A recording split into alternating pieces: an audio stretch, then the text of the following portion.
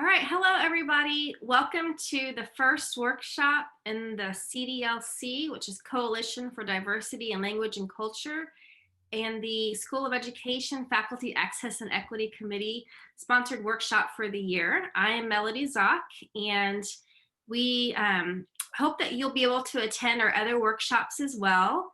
And now I'd like to introduce our presenter for today, who is Dr. Silvia Bettez, professor in the Educational Leadership and Culture Foundations Department. And thanks, Silvia. I will turn it over to you now. Thanks, Melody, and I appreciate being a part of this workshop series, being the inaugural person, and there are a lot of you here, more than I expected, which is great. So I would love to have just a quick, if you could say just your name and if you're a faculty member or a student and where you are at, what department or school you're in, because there are some folks that look like they may not be School of Ed. So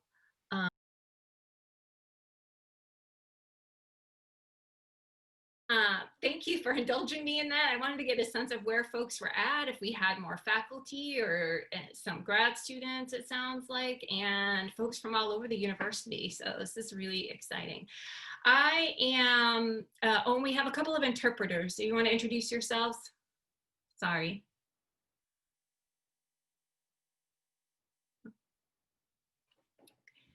Okay. So because we have a couple of interpreters, we may be asking folks if there might be some requests that we're making for rearrangement so that they can be easily seen by the folks who need them. But I'll go ahead and get started. So I do have a PowerPoint presentation for today. I'm going to share my screen, but I'm also going to put the link to it in the chat. So you all will have access to this after the presentation is over. And I'm going to share my screen now.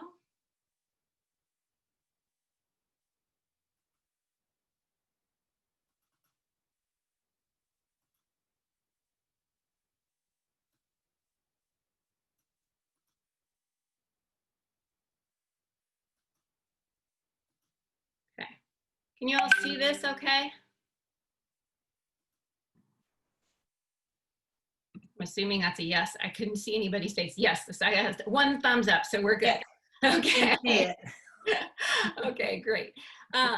So today we're talking about engaging in critical mentoring, and some of this is going to be interactive. So we'll start off with the agenda. So I'm going to define critical mentoring and talk about why I feel like we need it, and then assess what kind of critical mentoring you all are most interested in through an interactive slide. And then you all will be participating in a small group discussion of your experience of good mentoring practices. Then I will provide you with 4 overarching suggestions for how to engage in critical mentoring. And then we'll come back to a large group discussion of, like, after you've heard about all this, what are some of the challenges you want to work through? I'll almost always end with talking about or incorporate in anything I do self-care and what we need to do in terms of doing this work. And then hopefully we'll have some time for questions. So why we need critical mentoring? Really, it's because we have a long history in higher education of oppressive and repressive practices, and we have those continuing today. And the pain and sometimes trauma experienced by people who are minoritized in the academy is really vast. And when I use the term minoritized, for those of you who may not be familiar, we're talking about people who have been traditionally excluded or marginalized. That includes folks of color, first gen, LGBTQ, and folks who are minoritized in other ways.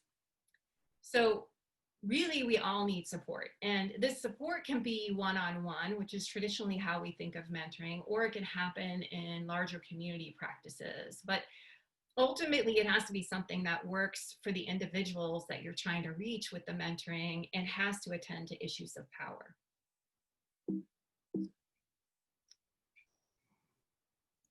So this is where I'm going to need you to actually log on with the link that I gave you. And what I would like you to do is grab one of these dots. Whoops. So we're looking at this slide. You can take your cursor, if you go into the Google Slides link, grab one of the dots and put it in the quadrant. The question is, what type of mentoring are you most interested in? So when you came to this presentation, you were wanting to know about undergraduate mentoring, graduate mentoring, or faculty mentoring. Silvia, I don't see the link. So Okay. did I miss it somewhere? The slide came up, but I don't see a link. Okay, let me share it again. It could be that you logged on, anybody who logs on after. So do you see it now, Colleen? In the chat? Let me look. In the chat? Oh, okay, it was in the chat. That's what I didn't know. It's in the chat. The top one? They're both the same link. I just resent it. Oh, okay. Got it. Sorry, I'm getting used to my clicker.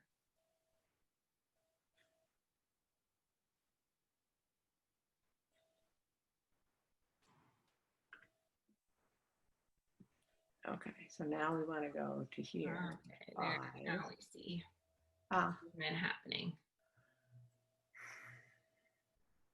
I see some of you putting yourselves on the line, literally.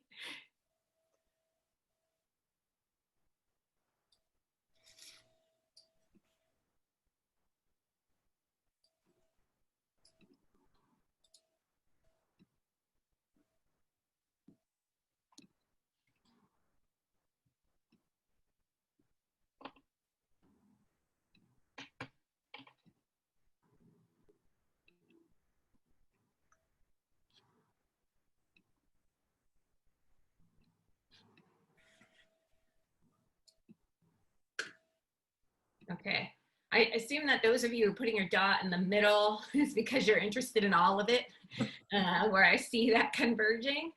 So I had assumed coming into this that probably would be pretty high in terms of graduate mentoring, and then maybe undergraduate, and then maybe faculty. So the dots seem to indicate that. So that helps me, give me a sense of where to spend my time. What I'd like you to do now is go to the next slide. And the question I'm posing is, how do you feel about the mentoring that you've received in your academic life? So the prompt is, I feel like I've received good mentoring in my academic life, and then you can grab a triangle and place it anywhere you want along the continuum. So go ahead, and it doesn't matter if you grab a light triangle or a dark one, they're just there for space.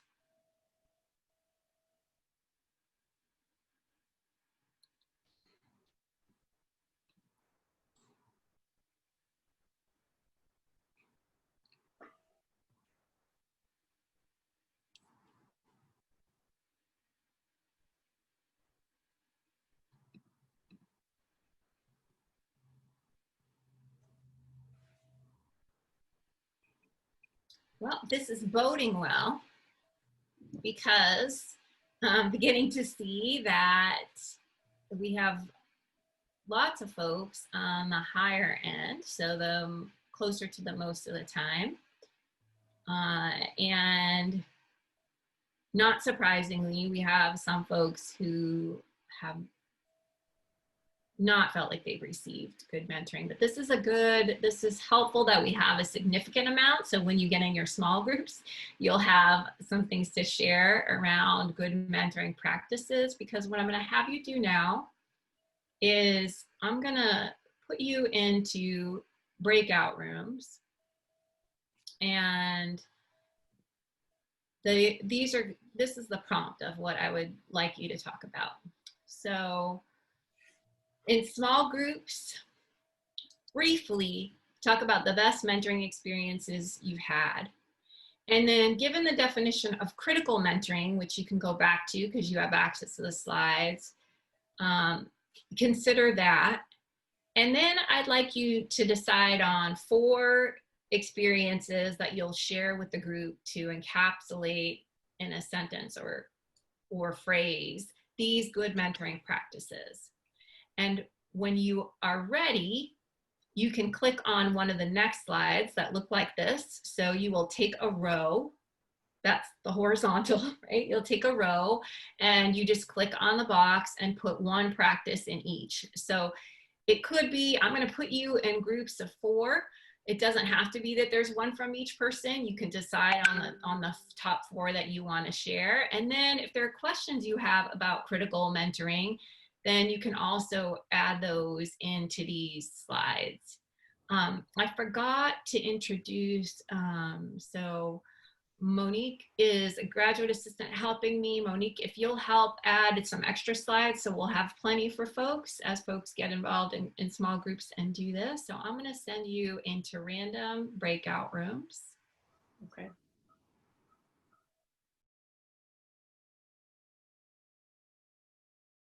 Welcome back, everybody.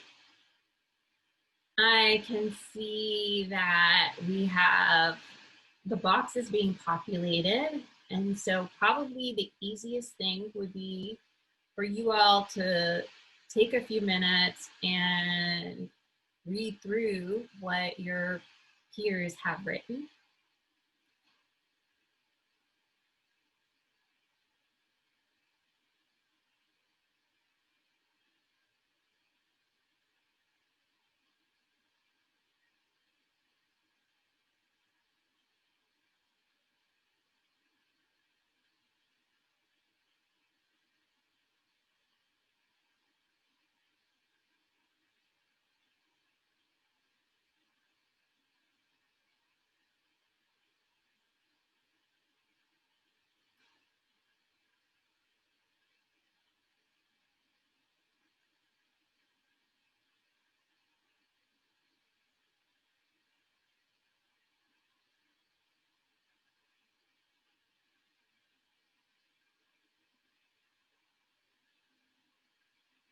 I don't see any questions in any of the other slides. So if you have any questions that came up as you were talking with each other, or just questions that you were hoping to get answered in this presentation, feel free to click on slide 11 like this, and then you can just type into one of the text boxes.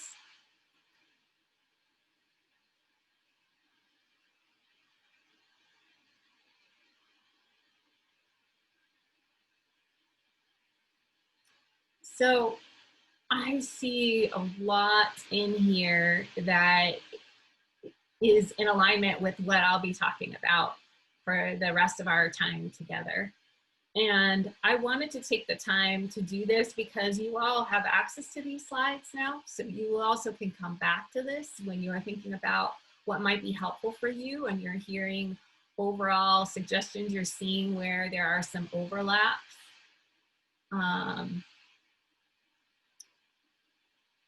In people's experiences.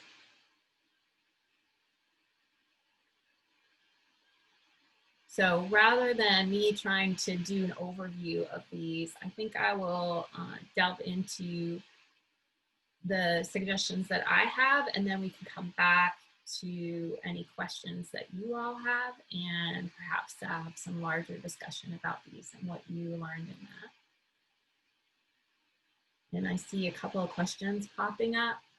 So the questions, what I want to do is I'm going to give I wanted to glance through them as I move into the presentation, but then I'm going to come back to those at the end. So now I'll talk to you about my ideas for critical mentoring. And I want to say that a couple of things about what grounds this presentation and my work. And the first thing is that this presentation is based predominantly off of a chapter that I wrote for a book called How We Got Here, The Role of Critical Mentoring in Social Justice Praxis, Essays in Honor of George W. Noblett. So George Noblett was my dissertation advisor, and he retired a couple of years ago, and he was such a fabulous advisor, has graduated many students who are now professors all across the country, especially a lot of minoritized folks, and he is absolutely beloved. I could not think of a better mentor than George. And so this book is a selection of essays in thinking about George. So this essay that I wrote in here started with me thinking about the mentoring that I received from him, but then also thinking about the mentoring that I have done with my students and what I learned from them. So as I was writing this piece, I reached out to some of my students and asked them to give me some information about like what felt most important to them in the mentoring that they received from me. And I came up with these 4 suggestions for critical mentoring. And I'll try to always come back to what I feel like makes each of these potentially critical. So the first is promoting community. The second is engaging from a relational perspective. And then third is incorporating critical pedagogical practices. We often think of critical pedagogy as just what we do in our classroom, but I think that those same practices can be transferred into our mentoring. And finally, the importance of being vulnerable. So, promoting community. What does that mean? First of all, it means setting a tone in academia where really the message that we're constantly getting is individualism, and that we need to take care of ourselves, that we do work for ourselves, by ourselves. And so that means that we have to intentionally, in the work that we're doing in our mentoring relationships and in our classrooms, set the tone of promoting community. The main way that one of the main strategies that I use for doing this is to establish community commitments in the classroom with students. Some of you may do something like this. Typically, it's talked about in terms of norms or ground rules. I think it's really important, the language that we use and talking about them as commitments to our community, I have found has made a difference. And I do that from the ground up. We do this collectively. If you are interested in this, I have an article that got published just a few months ago in a higher ed journal that's titled Creating Community Commitments in Higher Education. So if you search for it in the library, it'd be easy to find. If you have trouble finding it and you want it, you can email me and I'd be happy to send that to you. And then intentionally encouraging collaboration and decreasing competition. And another way that I have done this with students is to create writing groups. So all of my doc students, once they get to doing preliminary exams, are invited into a writing group, and they stay in that writing group until they graduate. So then it's tiered so that the students who are further along can support the students that are incoming. I have it when folks are starting the prelims because that's the beginning of independent work, and often where folks begin to have to flounder if they're going to flounder, right? That's when imposter syndrome might really set in. That's when it can feel really lonely. And so I'd be happy to talk with folks more about how I do that if you want to reach out to me, but we don't have time in this hour presentation. So there's that. And then making introductions between people, making connections to specifically connect folks when they're saying that they're interested in things and you know somebody else is interested, or they're struggling with something that somebody else has struggled with. Literally just I would reach out to the person who I know has struggled and made it through, say, would you be willing to talk to so-and-so? And then I usually just send an email connecting people. But ultimately, the goal in creating community is to create a space where people can both support and critically challenge each other. I have an example on the next slide of one way that I've done this in my classroom. So I ask people on the first day, I have another article that I've written about creating critical community. And in there, I draw upon work by Peter Block, who writes about community, who poses to folks this question of how invested are you in the well-being of the whole? And I pose that question to my students in my classes, talking about the whole in that instance, meaning the class, all of us together in the classroom. And so I had this in a PowerPoint for a group of students in one of my classes this semester. And I asked them, how invested are you in the well-being of the whole? And this was the answer. So you can see that it was really on the high end. Now, this came after community commitments. This came after me talking about how I promote collaboration rather than competition. But then people get to see how invested other folks are in the work that they do. While you all were in your breakout rooms, this little green mark over here, apparently I had clicked to annotate. Now I don't know how to get rid of it. But that's why there's a drawing on my screen. So next, it's the next important thing I think we need to do in thinking about critical community. And also let me go back to promoting community.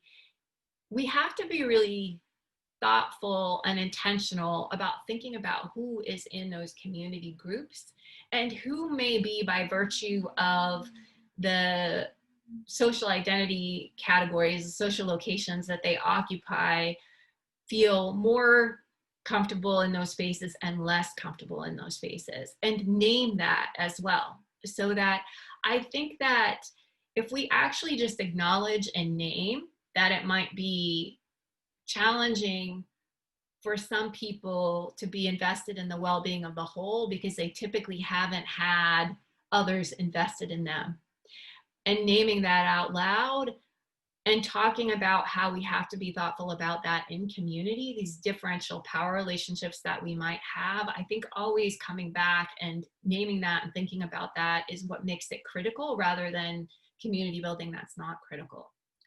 Similarly, we need to think about that in interpersonal relationships. So many of you are in the School of Ed and are focused on education, and even those of you who aren't or are working in other fields likely know, or as we see in education, that what seems to come up about what's going to help promote equity are the relationships that we have with our students. So in our mentoring, focusing on humanizing and interpersonal relationships, this has to start with asking people what they need and want. I saw that come up in some of the experiences that you wrote about in the boxes in the other slides. I have been having conversations with several people in the School of Ed. So this is another thing that's contextualizing my work. I asked our dean if I could engage in a mentoring needs investigation in the School of Ed and ultimately propose a mentoring plan for the School of Ed. I originally thought I'd have that proposed last semester, but because of the pandemic, I'm a little bit behind. But I've talked to several of you in person. And for those of you who are in the School of Ed that are faculty I haven't talked to, I'll be reaching out to you. And my thinking around this was that we have to figure out what's worked for people and what hasn't, and that if we have folks that are leaving, and we've had patterns of some folks, particularly minoritized folks that are leaving, that if perhaps we had good mentoring, other choices would have been made. So that was my impetus for doing this work. And what I found when I was talking to people is that often people shared that their mentors didn't ever ask them what they needed and wanted out of the relationship, but made assumptions about those. And because of the power differences, people who were being mentored didn't necessarily feel like they could say they wanted or needed something different. And so then it didn't become the kind of relationship that they needed. The other thing that's been coming to the surface in these conversations is that for some people, what matters most in the mentoring relationship is that the mentor cares about who they are as a person, that they get to know them. So Other folks don't care about that as much. Other folks want to know more of the specifics around the professional roles, but getting to know folks, who they are, what they care about, creating the time to ask questions about what matters to you, both professionally and if they're interested outside of the professional life, matters. And then taking a strengths-based approach. So as you get to know folks, what are the strengths that they have, validating those strengths, recognizing that everybody has funds of knowledge, and then promoting confidence. So having high expectations, this works with graduate students and undergrads, maintaining those expectations, but also through this strengths-based approach, letting people know that you are invested and you believe that they can meet the goals that they want to meet, which requires scaffolding either the learning or the mentoring process. Next, oops, sorry, I didn't mean to do that, is incorporating critical pedagogical practices. So what critical pedagogy offers us is how we can think about ourselves as teacher learners, and not just students as learners and us as the givers of that knowledge. And the ways that we can do this are through the critical questions that we ask and then paying attention to the responses that we're getting.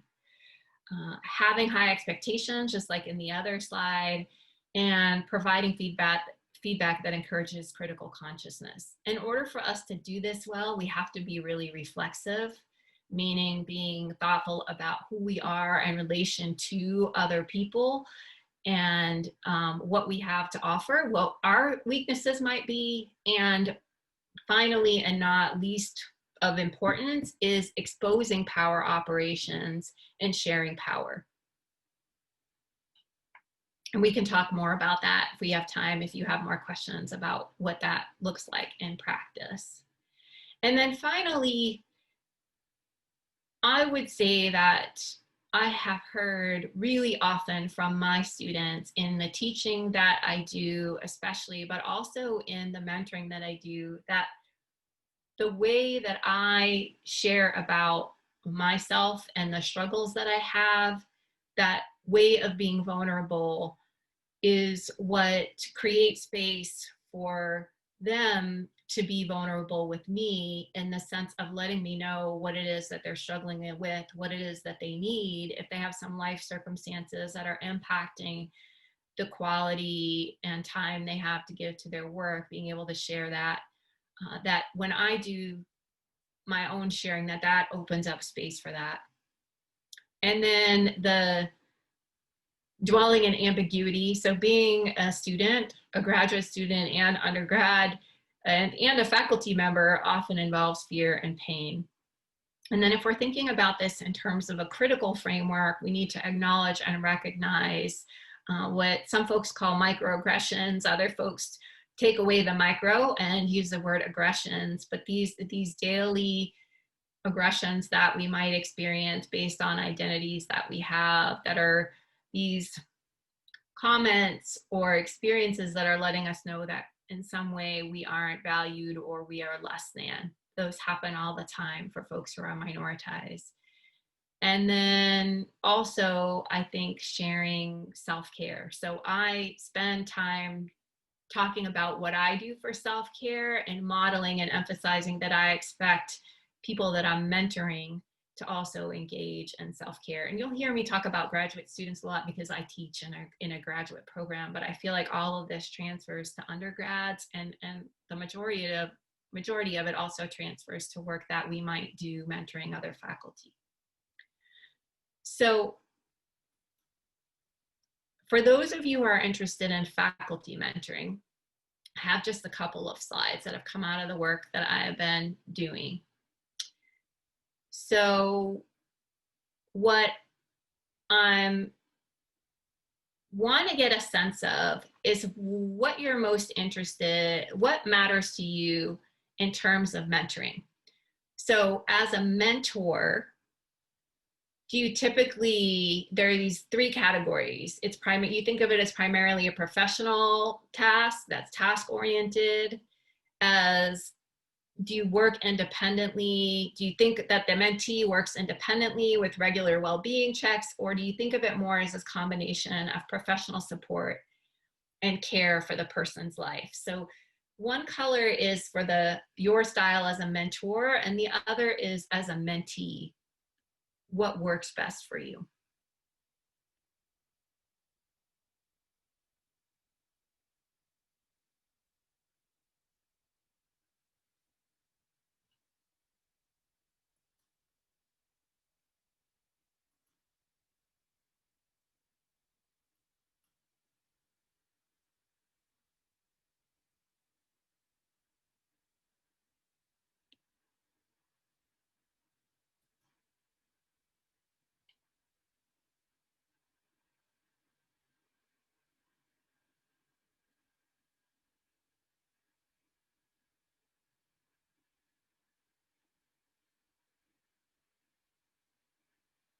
And each of you can grab both colors, or all of you can grab both colors. And as you're doing this, I will say that in the interview, so I've been doing interviews or having conversations with folks in the School of Ed. And it seems to me that there are two main categories of preference styles for folks and what they hope to get out of mentoring as faculty. For some folks, the relationship is primary and feeling cared for, not only in terms of the work that folks do, but in academia, but also their lives as a whole, really matters in order for the other pieces of what they actually have to do to get promotion or tenure, or what folks are aiming for. And for other folks, what's most important is they get the tasks, the very specific logistical support for teaching, research, and service to work through promotion, and for those who are on tenure track to work through tenure.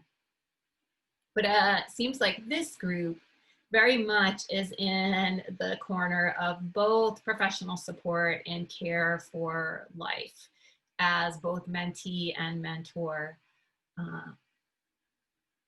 I would say this comes back to having a conversation when you get started with folks. How is it that you mentor, and what is it that as a mentee, if you're working with somebody, that they're looking for to really get a sense of what matters? Some people don't want to share their personal lives. So you may be assuming that that's what you need to do because that's what you want, and that's not what folks want. And you may be assuming that what somebody wants is somebody to co-author with, that they want to have clear guidance on P&T guidelines, et cetera, when really what they want to know primarily is that you care about who they are and that you know who they are and what matters to them. And so if you're providing these other things, it may not be helpful in the way that you're intending as a mentor.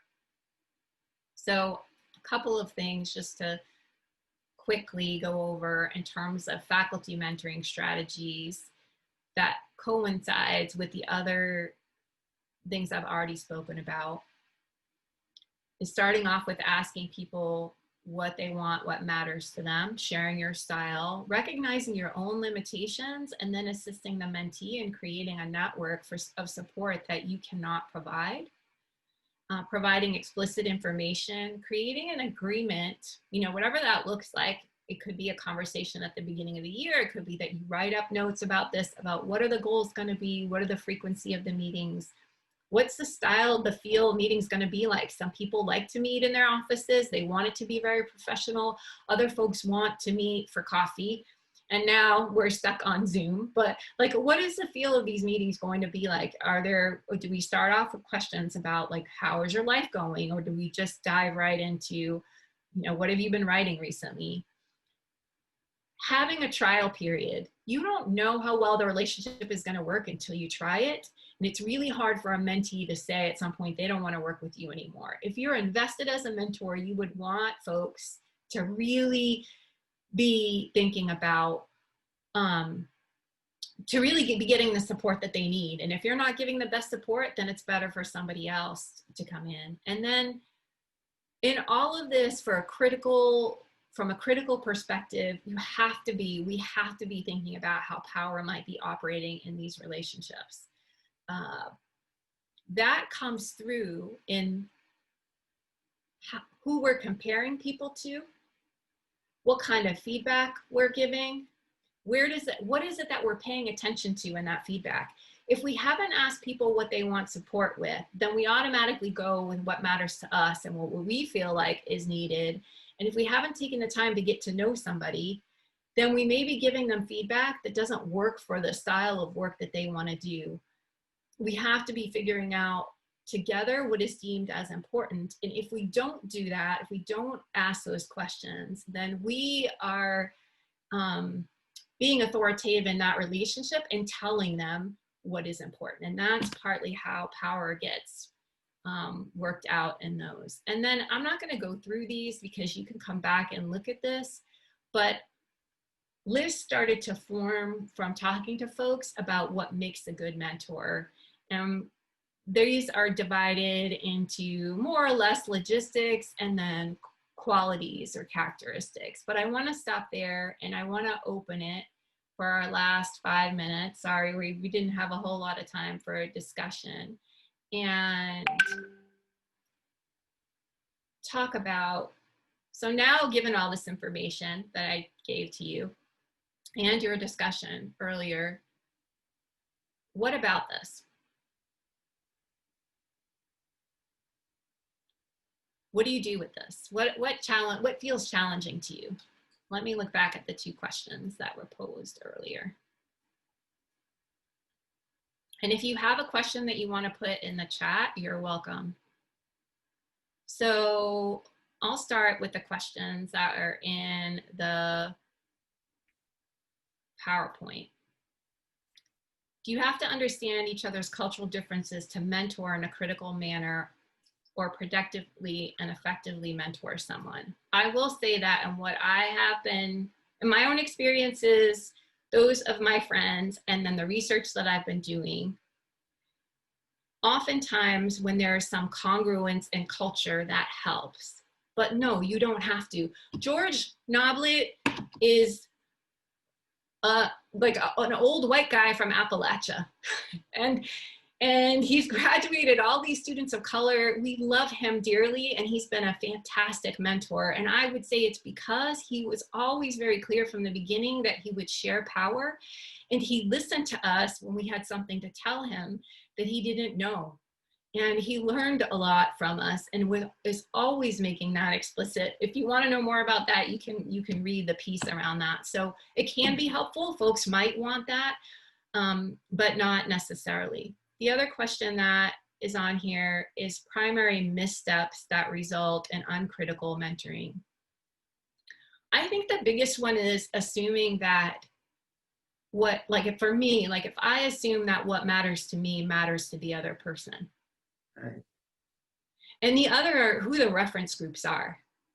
That, am I comparing them to, we see this in promotion and tenure. I've been on this enough to see this happen. Or even if you think about students in a classroom, I don't believe in, curves that there has to be some who get A's and some don't. Everybody can get A's and everybody can make it through promotion with really different profiles. And so that, I think, is a big misstep, that we have some measure, right? Somebody's dossier for PNT, some exemplary student that then we're measuring everybody else to. Those measures are often connected to dominant culture ideals that are not serving folks who are not part of the dominant culture. So we have to be really thoughtful about that. Another question is about how do we find mentors?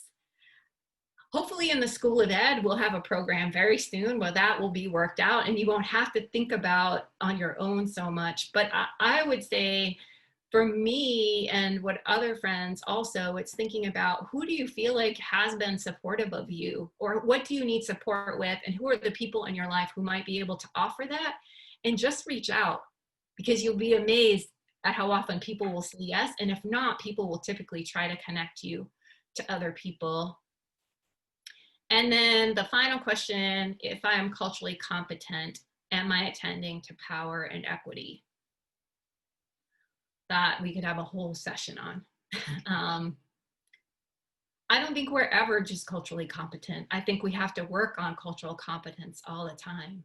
And we have to be reflexive and think about what are some of the things that we may not know that we need to understand more. And ultimately, I think it comes back to asking lots of questions. So we have 2 minutes left. And is there one final question?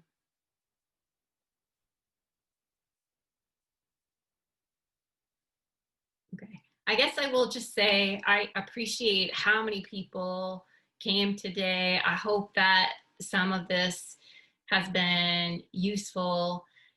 If you have any other questions, feel free to reach out to me.